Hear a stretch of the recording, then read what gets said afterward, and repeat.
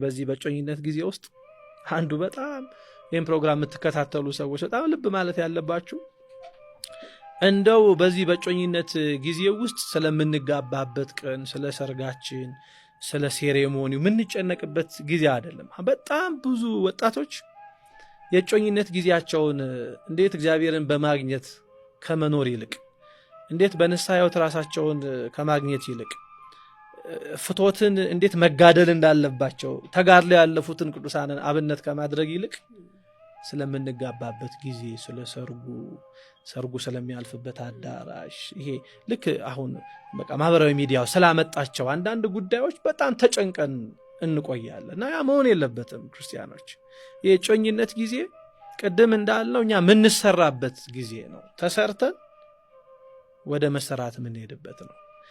ልብ በሉ። እናትና አባታችንን ትተን እኛ እናትና አባት ወደ መሆን ምንሄድበት ጉዳይ ነው። በጣም መሰረታዊ ጉዳይ ነው። ቅድም እንዳልነው ጊዜያችን ስለደረሰ ብቻ ምናገባበት አይደለም። እናት ለመሆን ዝግጁ ነኝ ወይ ብለን በዛ ወቅት ራሳችንን ምንፈትሽበት ጊዜ ነው። አንድ ወንድ ነው፣ ሲያገባ ደግሞ ባል ነው፣ ሲወልድ ደግሞ አባት ነው። አንድ ሴት ነች በተፈጥሯ፣ ስታገባ ደግሞ ሚስት ነች፣ ስትወልድ እናት ነች። ሴትነትን ከእናትነት ጋር እናትነትን ደግሞ ከሚስት ጋር ይዤ ለመኖር የምችልበት ጫንቃ አለኝ ወይ ዝግጁ ነኝ ወይ የሚሉትን ጊዜያቶች በዚህ ወቅት ቴስት የምናደርግበት ጊዜ ነው። አንድ ወንድም በተመሳሳይ መንገድ